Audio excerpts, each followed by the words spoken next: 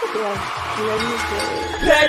1, 2, 3, project you live as a champ. A last ride straight to hell, a tombstone, a choke slam. Here to give it to you raw. This is Wrestling with Savage. SmackDown, hold the title. This is Wrestling with Savage. What? Wrestling with Savage begins now.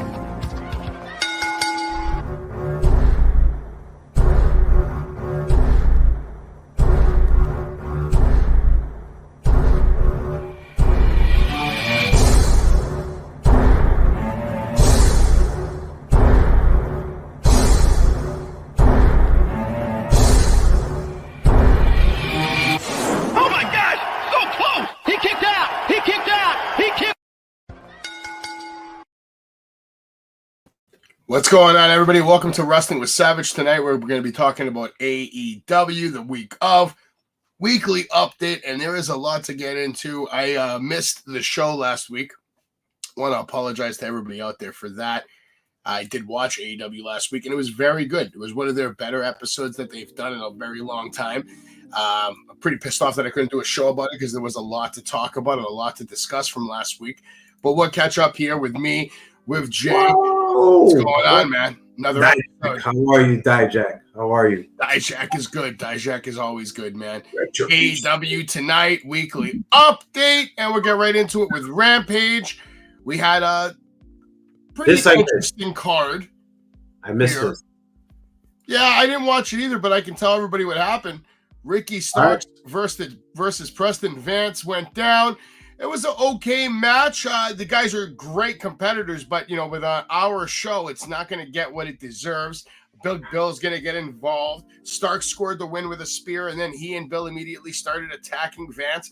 Roosh and Dralistico showed up to drive the tag team champions the hell out of there. Nothing especially noteworthy even happened here, but this was a solid opening match that positioned LFI as a potential future challenger for the titles. At least that storyline came out of this match. That was pretty much the only thing that came out of this match.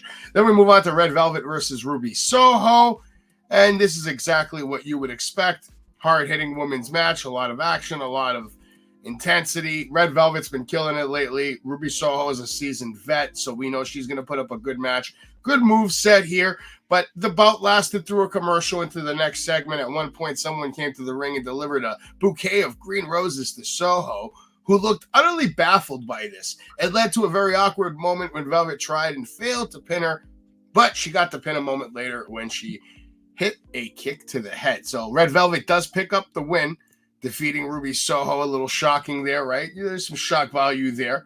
Rampage, the Kingdom are in action, and they're going to take on, I believe, 2 NPCs were their name. So Kingdom at least now on TV and winning, but they're, you know, who are they beating? And nothing significant. It was nice to see Roderick Strong, though, and get some action in the ring. So that was fun out of that. Little peek to come for Collision. Commander and El Hijo del Vikingo would take on FTR. And you know this match is going to be a banger because everybody in this ring can work. And it's going to be a spot fest. There's going to be a million super kicks, off the top ropes, jumps, dives, craziness, insanity, unnecessary insanity at times. But you know what?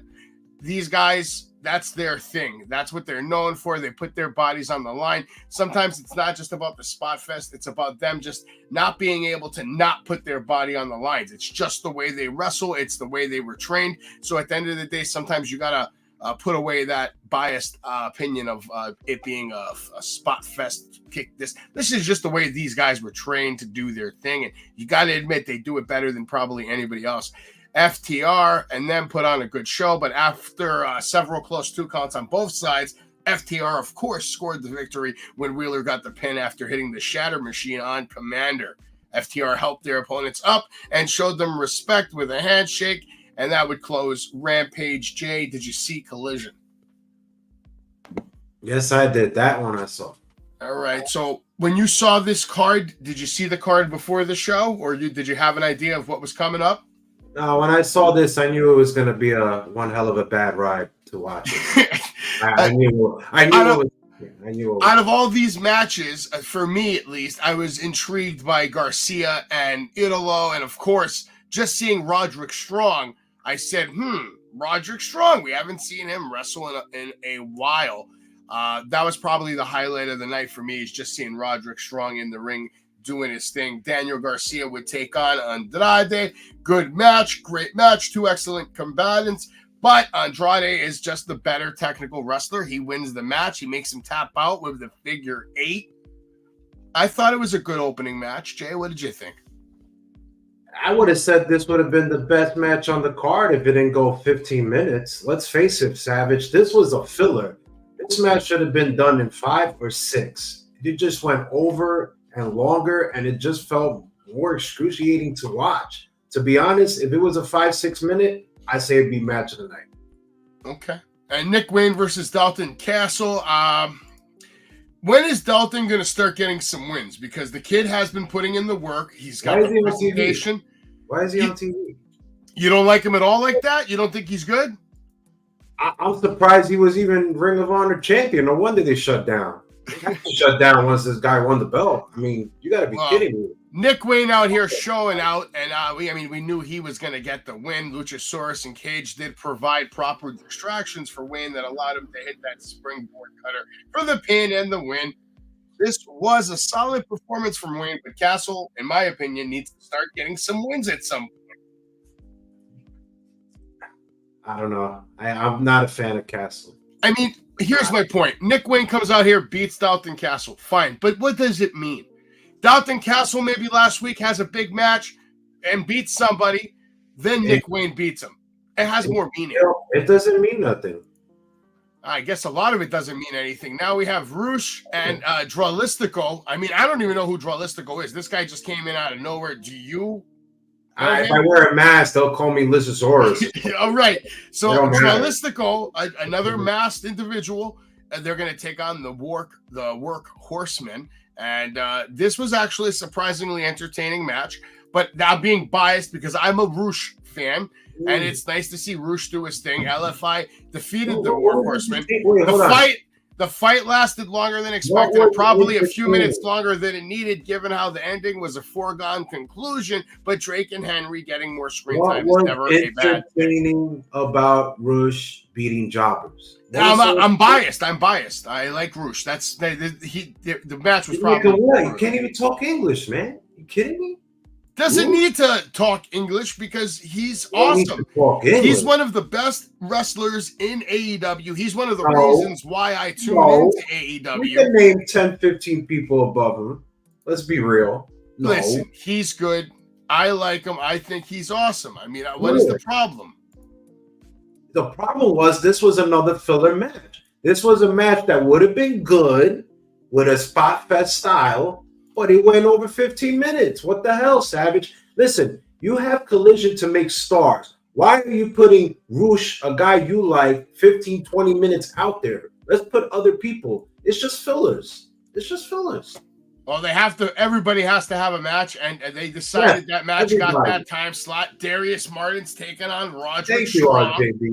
Thank you. I'm happy about this. I'm very happy about this. I love seeing Roderick Strong. I think he's a great worker. He's just as good as a wrestler as MJF or anybody else in that building. The guy can wrestle his ass off. I've seen it personally. I know Jay has. Maybe it wasn't recent, but we know it's in there. And I like to see him in the ring. He defeated Darius Martin. The Messiah of the Backbreaker tried to make this a quick match, but Martin wasn't going to go down without a fight. This easily could have been a short squash match, but what we got ended up being a pretty competitive fight between a talented high flyer and Mr. Neckbreaker, gifted technician. Jay, what were your thoughts on his match? I'm not going to crap on everything, but I am going to say that this was a good match, but word of advice, cut the comedy shit out. Cut it. Okay. Seriously. Cut it out. I don't think he has a choice, though, here, Jay. I think you thinking Roderick Strong has a choice in this. He has listen, Savage. Tell Tony. We need to make a new segment called Tell Tony. You don't have a choice when Adam is on a merch on a website and you're trying to sell it.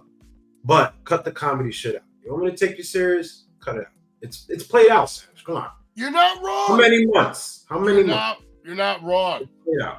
Willow Nightingale going to take on Julia Hart. And see, for weeks at a time, we're making Julia Hart look like an absolute beast. And here she is again, defeating Willow Nightingale. The former NJPW Strong Women's Champion failed to hit her signature powerbomb and left the door open for Hart to hit a moonsault to score the win. The end of the match seemed to deflate the crowd a bit after what was mostly an enjoyable match. Jay, did you like this match? I did not. And if whoever fans of Night of Willow should just basically be upset because she has taken more losses than wins, and you're trying to build this woman up to be a contender, whether it's the TBS or the women's title, got to give her more wins. Julia Hart, very impressive, very improved. The moonsault looked on point. I'm surprised of her improvement. She's really come on, Savage. But I think it's time we give her the belt. I think Statlander's played out, and I think it's Julia Hart's turn. Julia Hart's a phenomenal talent. I'm probably, again, being biased because I've met Willow Nightingale a few times, and she's just such a sweet person. Should be upset at the success. She's a great wrestler. Okay, so you should be upset at the fact that she's taken more losses than wins in the last few weeks. Yeah, but I get it because they're trying to really build up Julia Hart, though, as a powerful character. House of Black. She represents a powerful faction. We can't have her losing. Savage, come on. Julia Hart has taken losses. It just has to be meaningful. You want to make Willow does lose. You want to make Willow star. She has to take some victories. I'm sorry. Of course, she has to take some victories, but I don't think they have it in the cards for her right now. So she's gonna have to pay her dues just a little longer, man. Just a little longer. Powerhouse Hobbs. Look at this. He had a quick squash match against a guy who was going to spend most of the weekend licking his wounds. Hobbs and Paul White almost got into a fight after the match, but it ended before anything could happen. Are you okay with this quick squash match for Hobbs? I thought it was unnecessary. Why we need to see it? I thought this was more important than the match. Yes, absolutely. Maybe they didn't need a match. Maybe they could have just came on and talked and did a segment over there. There's Paul White. Can we just say Paul White's been with the company for 2-3 years and he's still horrible on commentary? Can we just point that out? Let's just point that out. Horrible. Oh, you already did. Now we got the trios match. We got rid of him. Look at this, Jay. Main event: Sting, Darby Allin, Adam Copeland taking on Lance Archer and the Righteous. And I got to meet Lance Archer this weekend, and I told him, dude, you're awesome, man. This bout occupied the first 20 minutes of the show and did a decent job closing things out, but this was far from being the best thing we saw on Saturday night.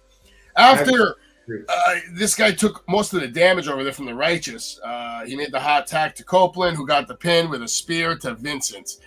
Sting, Archer. I'd like to see that one-on-one. This is how you have to book Sting. You have to book him in tag team multiple matches. If you do this, he will have a good run to end his career. I'm telling you. This is how you book Sting. He looked good. He looked great. The Righteous looked good, but I don't think they should have took a loss on this. That's just my opinion if you're trying to build them up with Jake. But they took the loss. Darby Allin, I'm sorry, Savage. Yes, he could wrestle his ass off. He could do crazy shit. But do we really need to see this stupid selling of the Dislocate? Do we really need to have that on? I just think it's a waste. And let's not forget Adam Cole shut it down. I thought he was the best out of all. Oh, of course. I mean, of course they're going to win the match, though. When you put this is a super dream team. You got Sting and you got Edge on the same team, dude. I just don't like that stupid rap. Like, come on, bro. Yeah, well, Darby, I'm not even looking at Darby. Like, Darby doesn't even exist in this picture right now to me. All I see is Edge and I see Sting or Adam Copeland. I got to get used to calling him Adam Copeland. I'm going to keep calling him Edge, baby. Sting, Darby Allin, Adam Copeland defeated Lance Archer and the Righteous to close out Dynamite. Now we're going to get into my favorite section of the show. I love this. It's time. It's time for...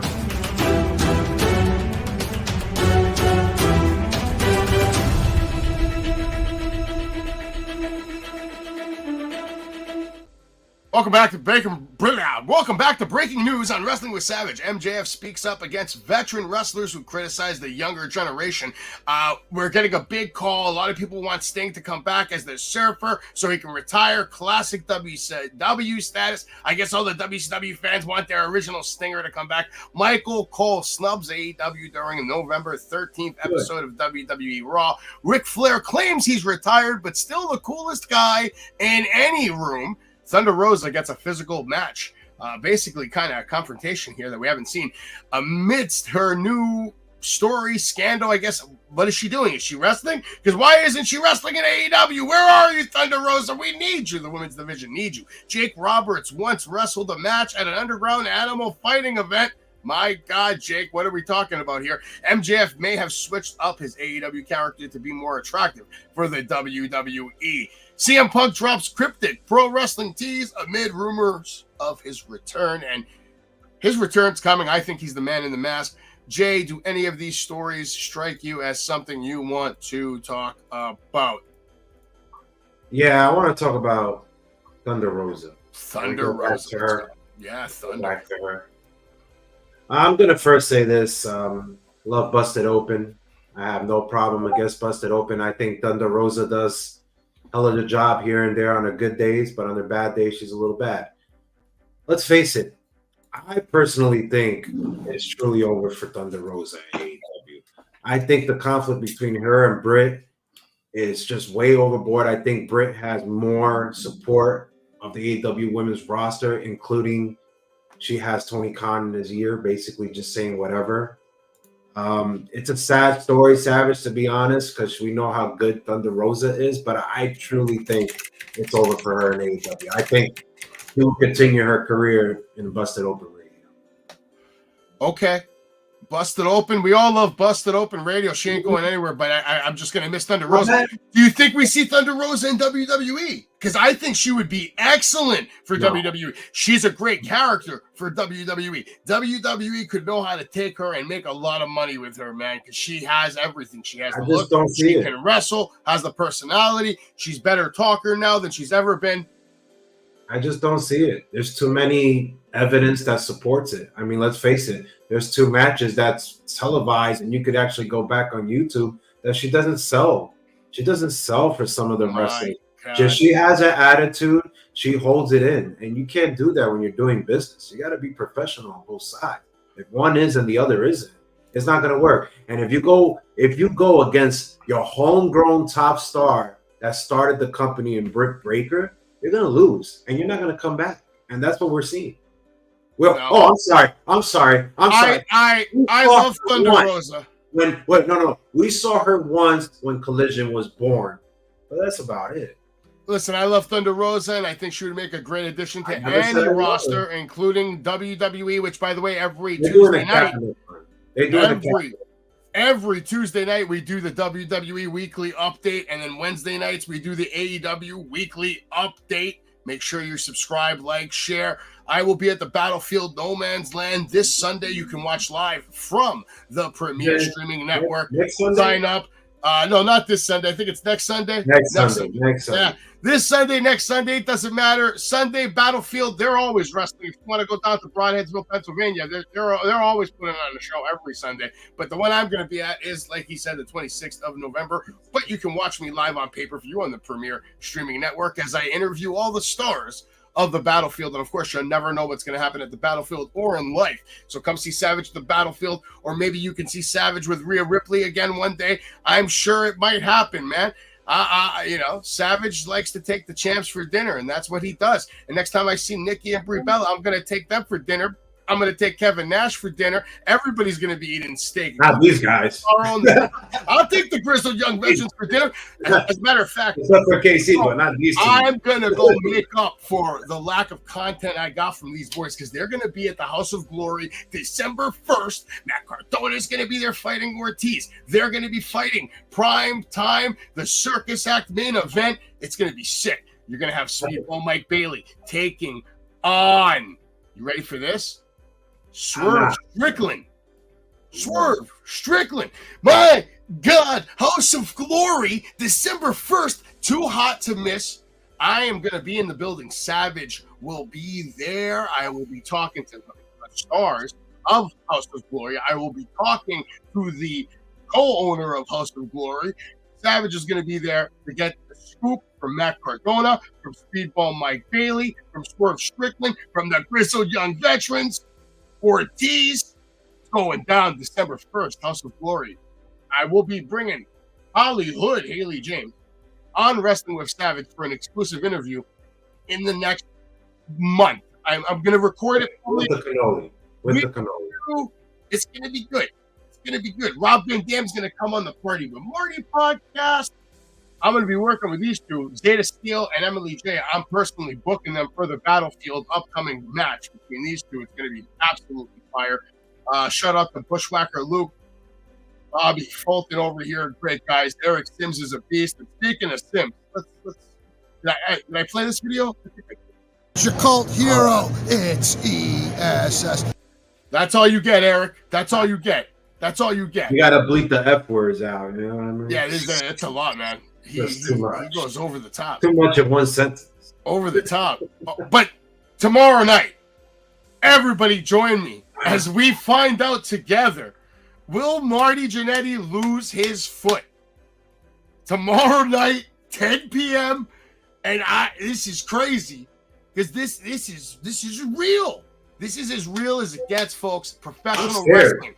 Right there, bro. This is as real as it gets. There's no one else in the business of pro wrestling right now that has been doing it like Marty Jannetty has over the past 40 years. There is no one else in the world of professional wrestling right now like Savage, who's doing what I am doing, how I am doing it, when I am doing it. There's not one human out there doing it like me. Not a one.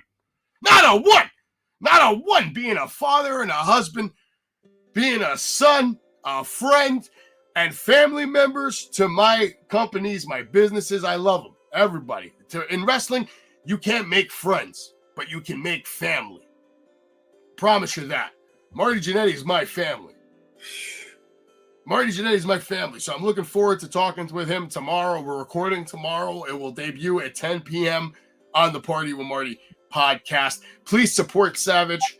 Please support Wrestling Universe. Please support Marty Jannetty. Go to Pro Wrestling Tees and pick up a t-shirt today and show your love. These are all the stars that you can come and meet at the Wrestling Universe in Flushing, Queens, 19907 34th Avenue. Go to wrestlinguniverse.com and you can see all the upcoming events and purchase tickets in advance. Example, go to wrestlinguniverse.com and pick up your tickets for Swerve Strickland because on December 29th, it is going to be his house. I'll be there. Gilch will be there. I'm sure Jay's coming through. Who doesn't want to swerve with Swerve, man? The guy's killing it right now. I can't wait to talk about him from AEW. King Nana. He's a prince, but he should be king. But look at all these other stars. And Jay, I got some new signings here. Meet Matt Riddle. January 17th, 11 a.m. to 2 p.m. He'll be there. And it's getting wild over here, man. Alberto Del Rio. I can't wait to meet Spike Dudley. I was just watching all his bumps the other day from his career. Absolutely craziness, man. I mean, ECW Day is going to be absolutely wild. Recently made for ECW. It's not here. You don't see it, but Steve Corino will also be there that day. Very rare appearance. Very legendary professional wrestler. And speaking of Haley James again, I'll play a video that I didn't play yesterday. Let Haley do what you got to do. Oh, I got you right now. I got a huge stack for you. Come, I'll give you some Sabu's too. Sabu's a beast. Here at the big event live with KC Navarro, Hollywood Haley J. This is guy trying to hit. Savage here with the baddest who's shadowist of all time. Netflix from the wrestlers. Hollywood Haley J killing the business. And guess what? She's never had a cannoli. I haven't. How can you never have had a cannoli? I didn't even know what it was. I'm going to do some investigating right now. We're going to do some investigating. So let's watch Hollywood over here. Head on over to our table. We'll take a little walk. We're at the big event, New York. How do you like New York? New York, it's cold. I got my dogs out. Isn't it cold in Ohio too? First of all, Ohio, OVW is not in Ohio. It is in Louisville, Kentucky. Okay, and yes, it's cold. How's Al Snow? Is he cold this morning? Al Snow's always cold. Always cold. We got to get Al Snow. He's cold-hearted. We got to get him on the Party with Marty podcast. Party with Marty. He would do that. Yeah, he is going to do that. Actually, we're working on something. Marty might be coming OVW, meaning Savage might be coming OVW. Uh-oh. Now the cannolis are here. Let's flip the camera to see me anymore. They want to see Hollywood. Open this box right here, Hollywood, from Martha's Country Bakery. Oh, wow. And that is a cannoli. Oh, wow. Let's see. That's a lot going on. It's a lot going on.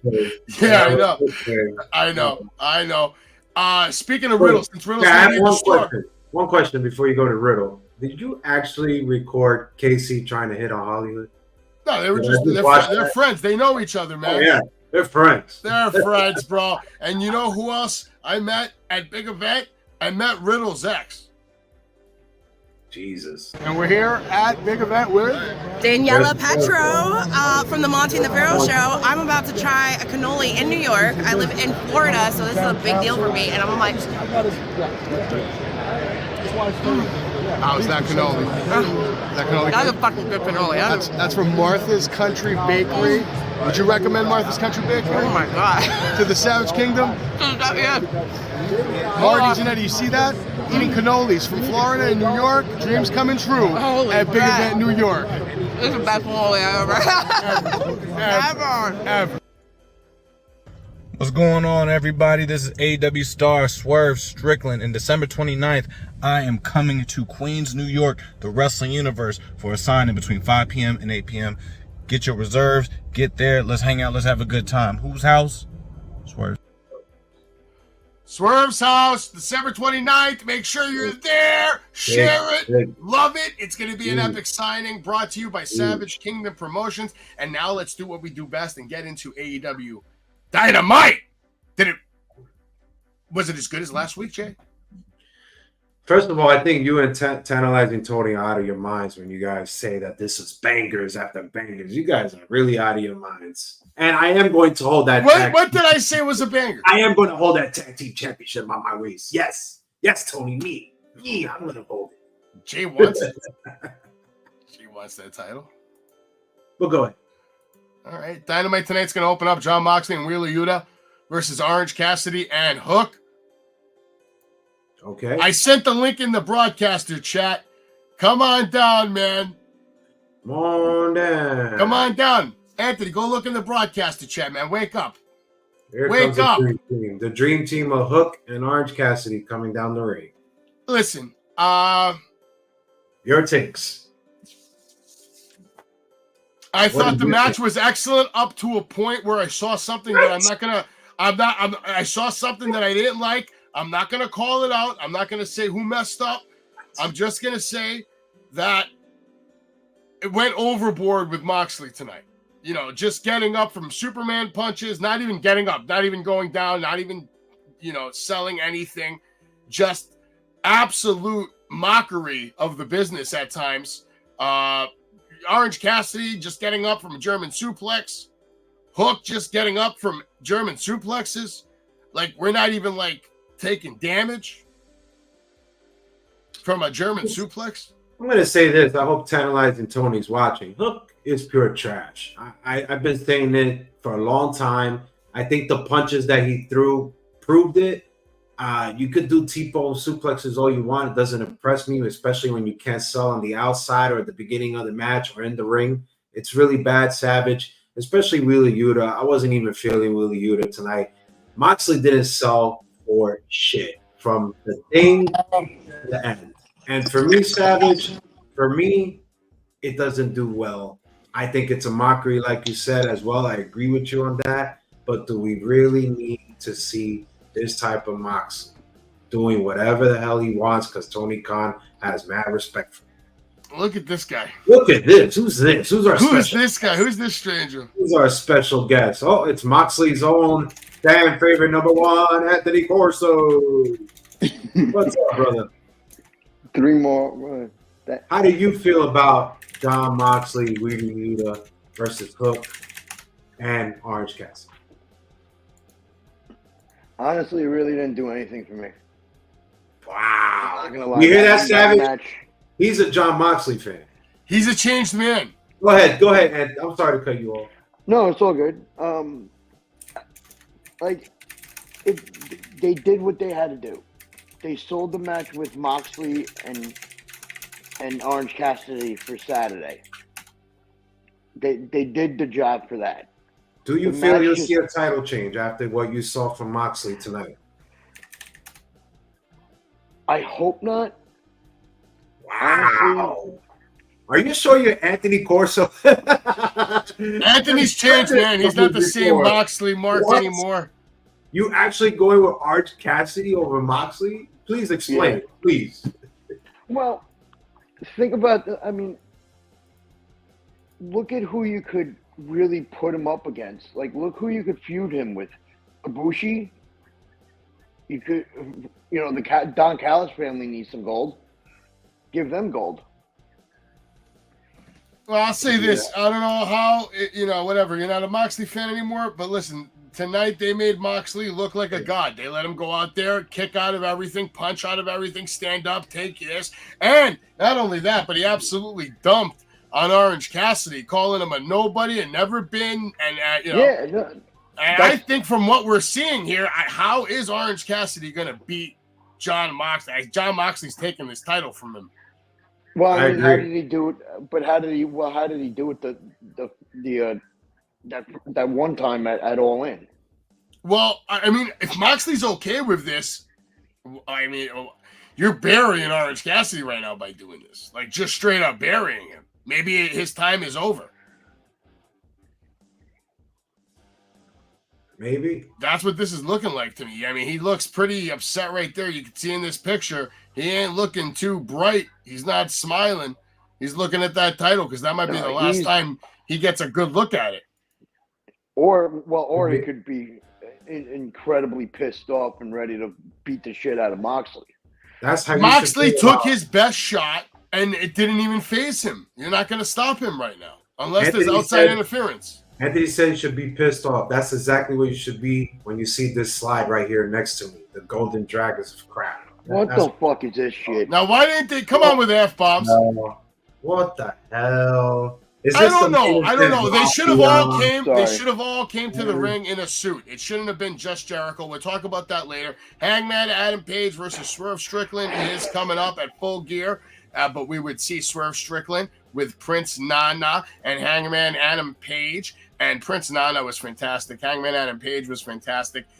This whole storyline so far has been fantastic. They're building it up good. And tonight, Jay, whether you agree with me or not, I think Hangman Adam Page, this is the best he's ever looked and sounded in the ring. Was able to get an organic pop, made people chant, steal his weed. He was funny. He connected. And the way Swerve played it off by not saying a word, it was perfect. It was great. It was a good segment. I enjoyed it. And Prince Nana, phenomenal. Very talented. Very funny. It's great. I love it. You want to take this, Anthony, or you want me to go first? You could go first. I'm going to disagree with you, Savage, and here's why. When Hangnail Adam Page came down and grabbed the mic, he wasn't getting no love from the crowd. He wasn't getting no love at all. He only got love when he's throwing real shots. And let's not forget the last real shot he threw was against CM Punk, what led all to the backstage antics. He did it once again today. You're talking about the fiance leaving you. You're talking about weed. You're talking about you coming to my house, why you coming to my... It wasn't believable to me. And I think this guy should never have a microphone in his hand ever again, because I feel that when you're having a big main event like this, he cannot build it for me as a fan or for the crowd. I don't think he could build a match. I think that Swerve will prove my point, whether it's Friday, right? Because we're getting Collision Friday. He will prove my point that he is the only one building the match out of the two. Just because you throw weed and your fiance leaving and you bitch and Prince Nana's going to do this, you're just doing it for a pop. But in reality, you take that out, did he really build the match? No. For me, no. For you, no. Okay. Anthony, how about you? Did you like the match? Or not the match, but the segment? I'm going to just say this. Swerve is a god. If they don't put him in the main event scene after this match, Tony Khan is screwing up, because this guy did everything perfectly. He sat there and he let Hangman just drill into him. It was perfect. And I loved how Hangman ended it and said, you know what, I can't hit you, but I can hit this guy, and just started beating the hell out of him. I love how he's looking up at Swerve, and Swerve can't do a damn thing about it. To me, this is the best Strickland has ever looked. And he didn't even have to say a word. Exactly. Yeah, I loved it. I thought the segment was phenomenal. I'm gonna say this. I honestly hope that he gets a win all over Hangman. I thought this was the best segment of the night. I'm sorry to cut you off, Seth, but I personally think that the Bucks and Paige and Omega got so big egos, I wouldn't be surprised if Paige won. And I don't want it. Because it won't make no sense. It makes no sense. But doesn't he have, like, Big Bill and Brian Cage still kind of like backing him? But let's not forget the first Texas Death match, Adam Page won. Lance Archer.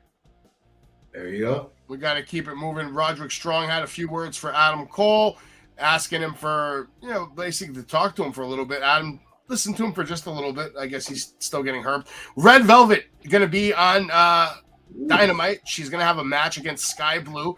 And everything in this match was actually very good. I thought it was a hard-hitting match. Good kicks, good connections, good wrestling, good technical wrestling. The finish was a little blah to me. But Sky Blue is Sky Blue, and she's going to end up getting the win. And, she's Sky Blue. She's on a big run right now. Savage is lying to you, folks. He said this was a banger about an hour and a half ago. I liked it. I thought they killed it. I thought the ladies did a good job. First of all, there was good in Red Velvet, and there was bad in Sky Blue. Let's face it. The finish was a complete mess. Complete mess. And you want me to take the girl that not only cannot read, she can't wrestle, you want me to take her serious? I see a heel turn in the pay-per-view. I see her teaming up. Julia Hart wins the belt. Sky Blue's with her. That's what I'm predicting. I actually am in agreement with you on that one. Thank you. I mean, how many? Listen, she tried 2 times for that finish. The first one was just complete crap. She went for it again, and it was just horrible. Here's what I am going to say, though. Here it is, the same problem that I've had with Tony with the women's division. Nobody was in the match. The crowd fell flat. You know what, though? Listen, I don't care if the crowd fell flat because most of these people out there are idiots. Let's be honest. That's number one. And number two, Sky Blue got the win, and this match actually had meaning and significance because the winner of the match gets a title shot. Okay. So it had some significance. Sky Blue going to take on Chris Statlander, and we got to keep the show rolling. So no, okay. Now we're going to get into. We got time. What do we got? All right. Go ahead. Go ahead. Let me hear this. It better be good. It better be good. Listen, Sky Blue is the only storyline AEW got with Julia Hart and Willow Nightingale. Let's put that to fact. The storyline is going complete nowhere. It will go somewhere this Saturday night at Full Gear when Sky Blue will be heel and she will help Julia Hart win the belt. If Willow goes heel, I think it's a big effing mistake. Because the fans love her, I would just keep her winning matches, not losing matches. That was what I would do. But Sky Blue, I personally don't see it. I'm sorry. But here's like I said, here's my problem. Tony's not building the women's division. Like, yeah, the people are idiots. Some of these wrestling fans are dumb, but it's the same thing in WWE. If you watch the women matches in WWE on Raw, SmackDown, if it's not the big stars, nobody gives a shit. I just personally feel that you're not wrong, but I personally feel that WWE women's roster has more storylines than AEW got going for. I mean, you guys cannot tell me I will agree with you on that. You guys cannot tell me in my face that Toni Storm and Sheeta had a great build to their match at Full Gear. Cut the crap. That's a fair statement. Fair statement, Jeff. Either way, the title was there was meaning in this match because it meant something. Somebody was going to gain something, and I'd rather see something that there's something happening after instead of just some random fight. So in that sense, I thought it was a good night. We got a little vignette with Rusev, and he basically Miro.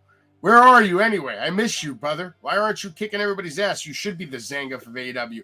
He was basically talking about him and his wife and how his wife and him sometimes are not like the best combination together.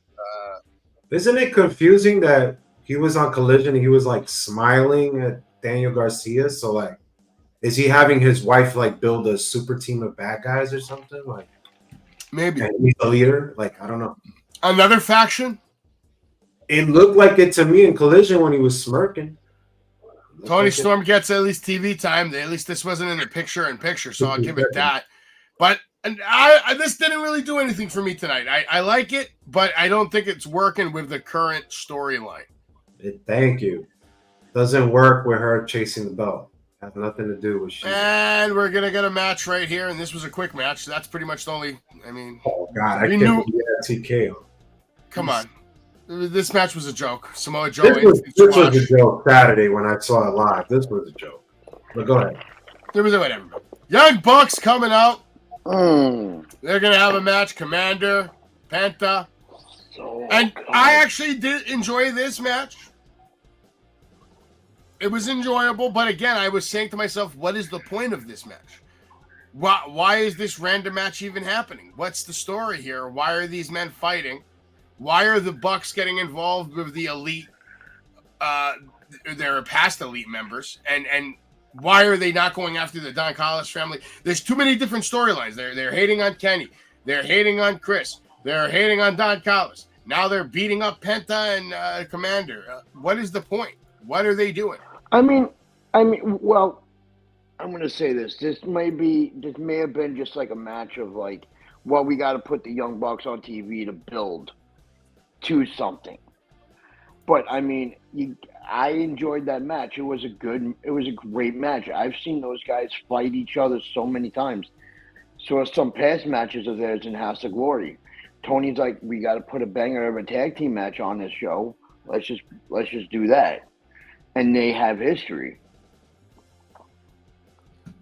Yeah, it was a good spot fest style match. I ain't gonna lie, and I think it served its purpose. The Bucks are healed.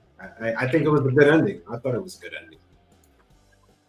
I really did. Did it really do anything for their match coming up at Full Gear? Did it get me excited about it? No. But it was who's gonna win on Saturday? The Golden Jets or the Young Bucks? I'm gonna go with the Bucks.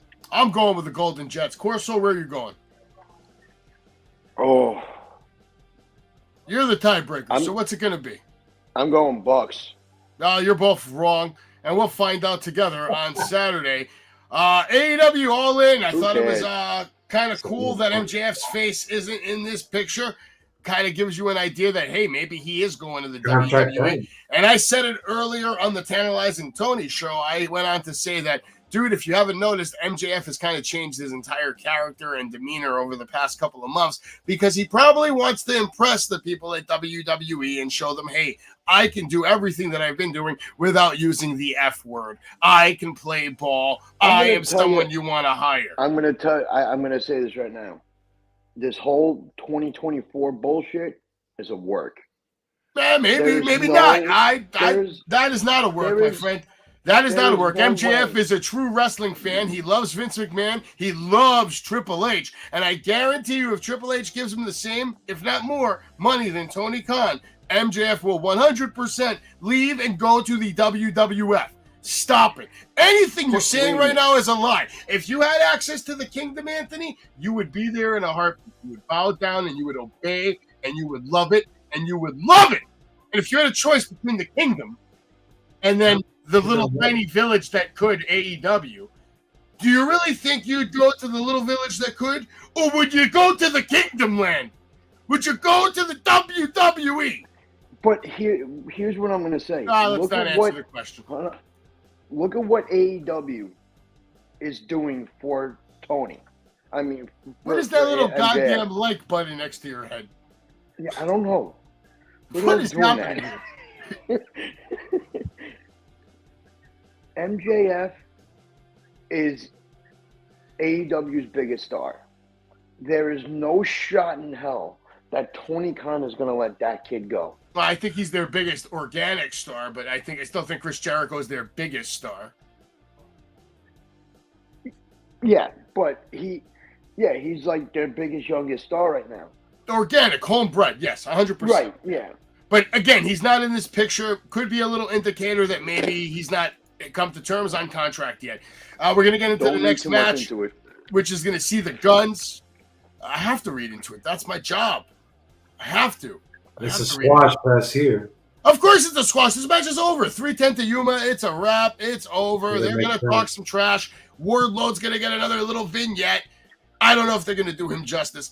The guy in the mask, this is CM Punk. I'm telling you. It's CM Punk. Not Punk. It's CM Punk. It's CM Punk. It's Jack Perry. There you go. You want to talk? You talked earlier about how it's all at work. Jack Perry. Jack Perry got fired. He's done. He's probably at home crying to his mama, watching 90210, and yeah, I said it.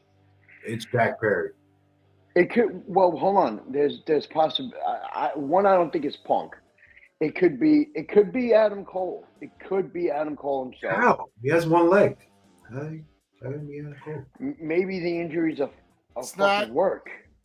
It's not. No. You saw that live. Not Punk. The only story that makes sense is Punk because he was still hurt. He said, "Let me take a long break." It's Punk, man. Punk. It's not Punk. You're not even a Punk fan. How are you saying Punk? It's not about being a fan. It's Punk. But wait a minute. It could be. You got to think here. Well, it could be a lot of people, man. It could be Booker T for all I know.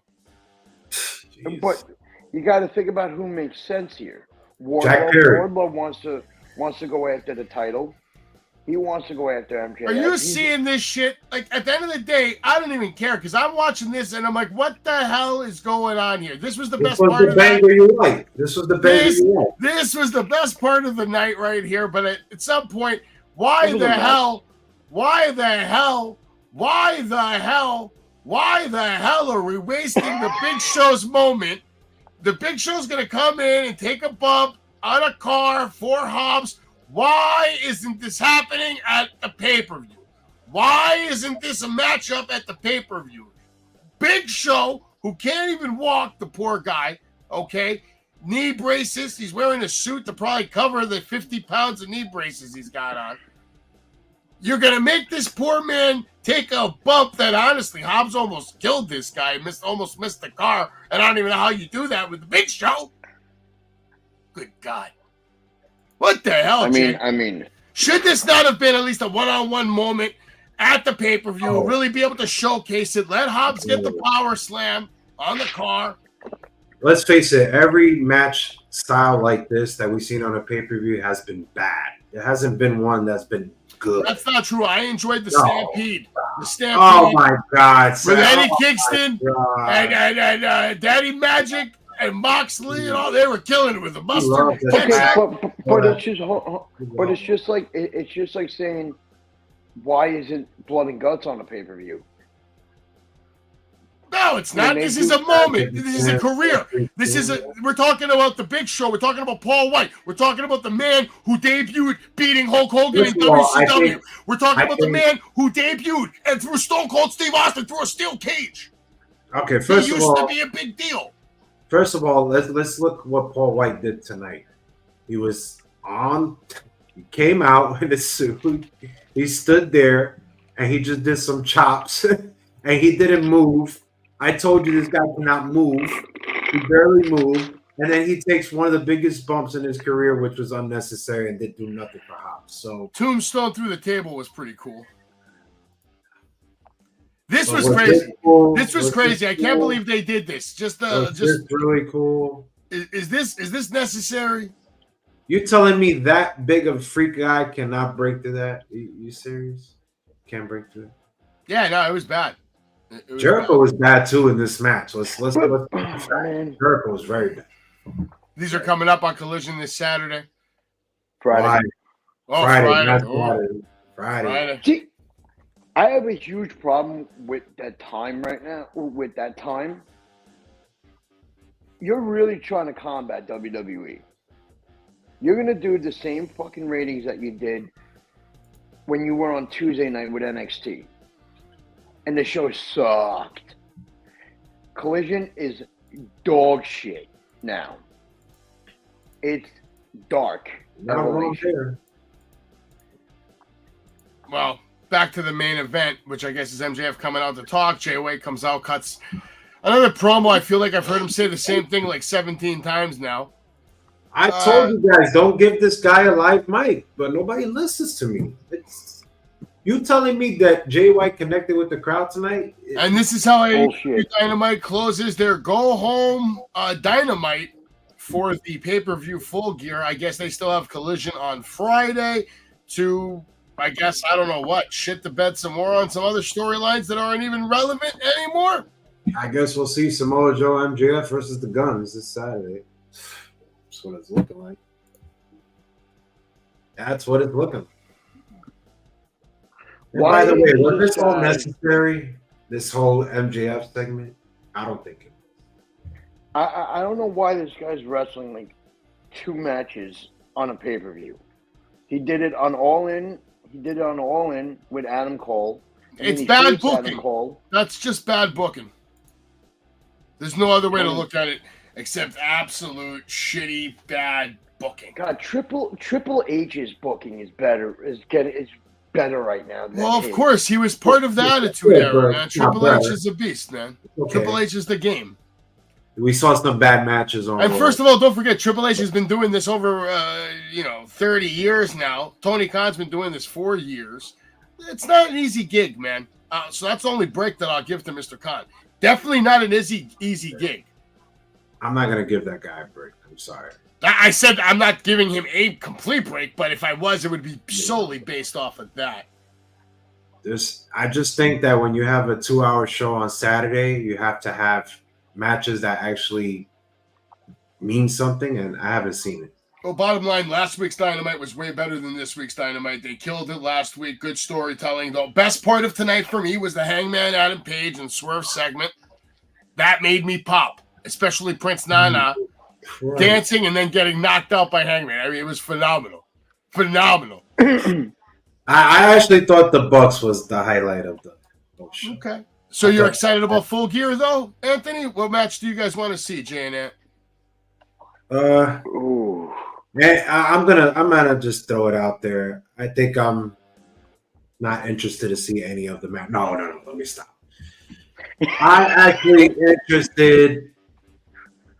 I'm gonna say you got to be interested in the main event and maybe. I'm gonna say the championship match. Yeah, you want to know who the man in the mask is. I don't care about the man in the mask. I really don't. That's their biggest storyline right now. Wait a minute, isn't Edge and Christian in the match? Aren't they doing like a tag? You mean Adam Copeland and Christian? Adam Copeland and Christian? Yeah. That could be an exciting match to watch. Yeah, that'd be fine. I'm not worried about that one. I just want to see it. To me, the match of the night is going to be, without a doubt, Swerve Strickland and Hangman Adam Page. They have all the tools. I look at this, and I'm kind of upset at myself that I would give it this kind of comparison.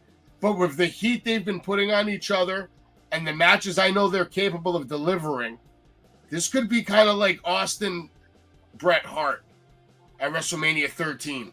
Very physical, very hard-hitting, and someone's not walking out of there. I'm just going to say something quick and give it to Anthony. But if Hangnail Adam Page wins, that is by far the biggest mistake done for Swerve Strickland. No, I agree. Swerve has to. This is a must-win match. I'm telling you right now. I got 90% on Page because I think the egos are just too high in that company.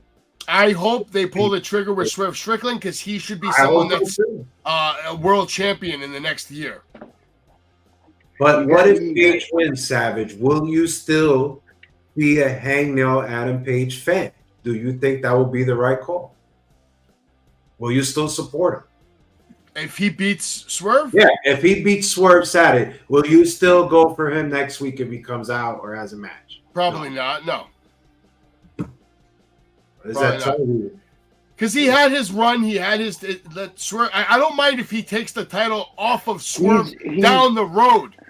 Let's say Swerve hurts him right now, puts him down, Hangman goes away for a while. Swerve goes on to become your champion. Hangman comes back out of nowhere, and boom, we have a new. Here's the thing. Here's what I think with that match. I think Hangman is gonna give to Swerve, like he's gonna be like, I'm gonna give you one hell of a match, but I'm gonna have you go over. Yeah, no, 100%. I agree. I think it's better business Swerve winning right now. He's on a bigger run. He's got popularity. He's got momentum, and he's got a character that people think this guy is the real deal. He's a killer. You said it yourself, Savage. The biggest story going on in AEW is the double. And you may be right about that. But you cannot have Swerve go over Page, because if you do, then you have to put him straight into the title match. And we're seeing last Saturday, Rampage, and tonight, Samoa Joe. So but we don't know what's in the card. Possibility that Swerve could lose. I don't think he's going to lose. I think he's actually going to end up being the guy to take the title off MJF before anybody else. No, I think so. Wait, disagree. Because if you do this correct, if Tony Khan books this correctly, by maybe Grand Slam, you could put Swerve in a title match. If you have him win, but build him correctly, put him in the right feuds, have him go over, he could be the world champion at 24. You can't just be like, okay, we're gonna he's champion. MJF is gonna win the title. We're gonna put him in a match with. We're gonna put him and Swerve. I would love to see that feud, but it's not the right time for Swerve. With the bid of 2024 coming up real soon, there's a high possibility that MJF won't be holding on to that title. We'll have to put somebody over. We don't know. For all we know, he's losing to Jay White on Saturday night. Maybe. No, there's no. I'm telling you right now, you do that, you're gonna drop. Stock is gonna drop in your company. Yeah, I don't think you can drop any lower because they don't have any stock. They're not a public traded company like the WWE. Let's face it, MJF is to me their biggest right now. Yeah, you got your Jericho and you got the Callis family and the Young Bucks. Bullshit. No. MJF is your biggest star that you have in your company right now. This guy has been producing great storyline as a heel, as a baby face now. This kid is special.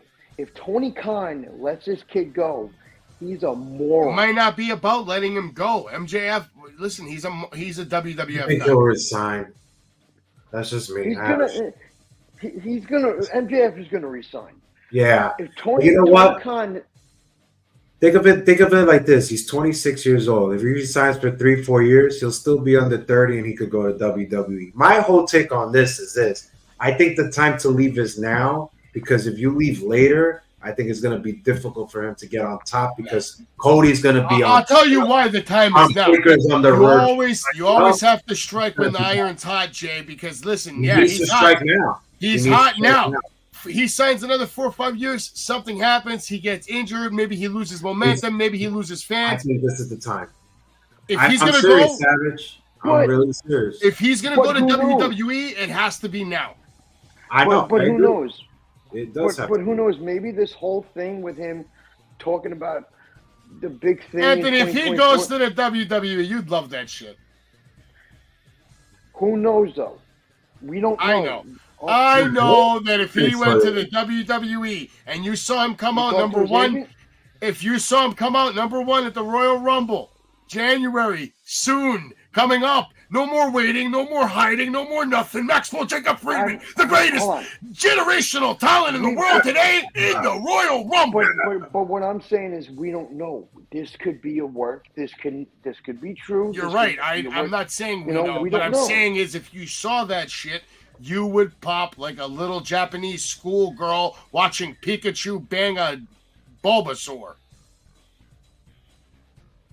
That's gross. Thank you, Jay. Gotta catch them all. Pikachu, Pokemon. This has been Wrestling with Savage. I'm Savage. That's Jay. That's Anthony. You've been absolutely blessed tonight to watch us. Make sure you like, share, subscribe, and tomorrow night, make sure you watch the Party with Marty podcast, because I've said it before. I'll say it again. We're going to find out live tomorrow night. Will Marty Jannetty lose his foot? Find out live tomorrow night, 10 p.m.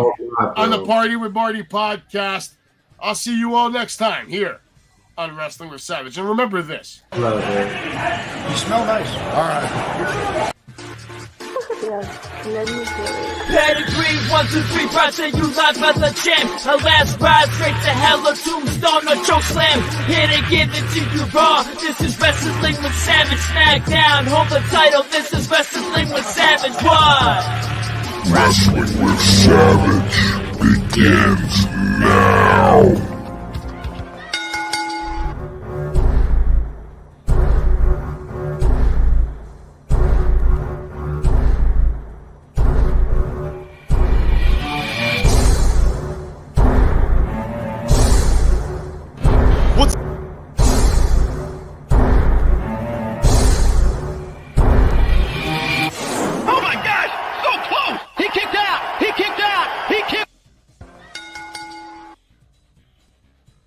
What's up, everybody? It's Mr. BLESSCD, and don't forget the Truly in the front case seat of all the Truly Blessed Warrior World Champion, and you're watching Wrestling with Savage right now.